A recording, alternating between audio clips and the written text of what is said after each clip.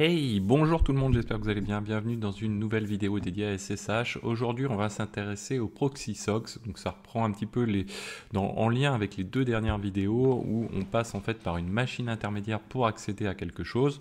Là, c'est exactement ce principe-là. On va passer par une machine intermédiaire pour accéder donc à un réseau, à Internet, en l'occurrence aujourd'hui pour la démo, mais ça peut être pour d'autres cas d'utilisation, un intranet, etc. Donc quelque chose, un réseau local, on va dire, est tout à fait possible. Donc le principe est assez simple. Donc le principe de ce dont repose sur lequel on est en train de parler, donc le proxy socks, son principe ça va être le suivant. On a un navigateur, donc l'idéal c'est voilà, on l'utilise généralement pour un navigateur, on va le faire avec Firefox, qui va taper du coup sur une socket locale, donc notre navigateur ne va plus passer directement par le réseau standard, quoi, et il va passer par cette socket locale. Donc que l'on va ouvrir, donc ça va être un port ouvert sur notre machine. Cette socket locale, ce qu'elle va faire, elle va contacter elle va utiliser notre client SSH, qui lui va se connecter en SSH à notre serveur SSH, donc à un serveur distant, et c'est ce serveur qui finalement va accéder au réseau auquel on veut accéder, donc nous en l'occurrence Internet. Alors pour la démo, ce qu'on va faire, c'est qu'on va, on va utiliser un pare-feu sur cette machine-là et on va faire exprès de verrouiller l'accès à Google de ce serveur SSH. Et vous allez voir que si j'y accède via mon navigateur classiquement, en passant par ce serveur-là, je ne vais pas pouvoir y accéder. Donc juste pour vous montrer que je passe bien par ce serveur-là. Donc pour faire ça, première chose, on va donc utiliser notre script de déploiement de pseudo VM, on va dire. Donc pour ça, je vais utiliser deploy ici. Alors je vais regarder, ok, c'est bon, drop.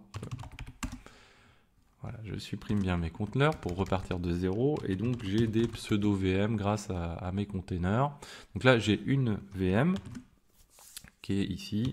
Donc un container plus exactement, 172.17.0.2. Donc là, je vais me connecter dessus. Bash, on va faire un apt sudo apt update. Voilà. Et donc derrière, ce qu'on va faire, on va installer donc curl et iptables. Ok. Toc. Voilà. Donc au passage, donc si je prends un navigateur, à l'heure actuelle, sans changement dans mon navigateur, si je fais google.fr, j'accède bien à Google sans problème. Donc là, maintenant, on va travailler sur notre machine donc qui nous sert finalement de rebond. C'est une sorte de c'est un proxy du coup. Et sur ce proxy, ce qu'on va faire, on va lui passer un iptables qui va simplement, une règle iptables, qui va dropper tout ce qui cherche à aller comme destination google.fr, le 3W même google.fr, en protocole TCP, en tout ce qui va matcher les ports. Donc là, on est en multiport, vous voyez. Donc on déclare plusieurs ports, le 443 et le 80. Bon, on pourrait faire du simple port, sur le 443 suffirait. Et le -J, donc pour spécifier que l'on drop les éléments. Donc là, si je fais à l'heure actuelle, si je fais un curl de google.fr, je me retrouve avec un move permanently, ok, donc il essaye bien de le contacter, idem donc pour le 3W, là j'y accède, il n'y a pas de souci. Donc, ce que je vais faire, je vais rajouter ma règle iptables. Donc si je fais un sudo iptables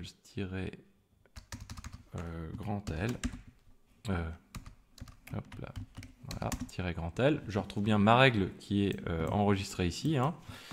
Derrière, donc si je refais mon curl, cette fois-ci, voilà, donc vous voyez que je n'y parviens pas, donc je vais avoir un timeout de toute façon. Donc je n'accède plus à Google via cette machine-là. Pour l'instant, mon laptop y accède encore, puisque je n'ai pas configuré le proxy socks. Pour configurer le proxy socks, la manière pour l'utiliser, première chose, il va falloir lancer ce proxy socks. Donc pour le lancer, on va utiliser la commande suivante. On va spécifier donc le port de notre machine locale que l'on va souhaiter, sur lequel on va souhaiter utiliser ce proxy SOX. Donc nous on va dire que tiens, ça va être le port 8888. Et puis on va indiquer la machine que l'on va utiliser. Donc on va contacter par SSH. Alors moi je ne mets pas de user hein, parce que les users sont les mêmes, etc. J'ai ma clé SSH embarquée. Hein, tout ça on l'a vu lors des vidéos précédentes. Donc je me connecte directement à la machine. Donc là je suis connecté. Et finalement, du coup, ça a ouvert ce fameux port sur ma machine locale.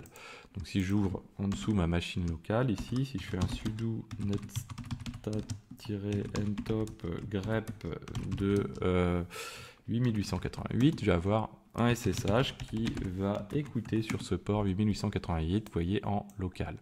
Donc ça, c'est parfait. Donc, bah, finalement, on n'a plus qu'à configurer notre Firefox pour pouvoir utiliser cet élément-là. Donc, on va aller dans les préférences, donc dans le général, préférences, network, settings, et on va se rendre dans proxy SOX, du coup, ici, donc on coche proxy configuration, on indique le port 8888, on peut mettre virgule localhost, et puis, donc on est en SOX v5, nous, et on va cliquer sur OK. OK. Donc là, si je veux tester, est-ce que j'ai encore accès à Internet? Donc je fais gravekey.blog par exemple. Toc. Donc là,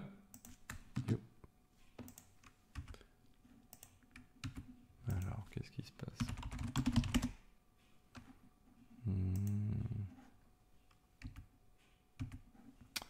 Ok, il n'a pas pris, il n'a pas dû me prendre ce qu'il faut en network. On va recommencer, settings, je pense que c'est mon localhost qui doit pas être bien ajouté, bon c'est pas grave. Manuel, ok, on est bien, proxy SOX, ok, ok, toc, donc on recommence.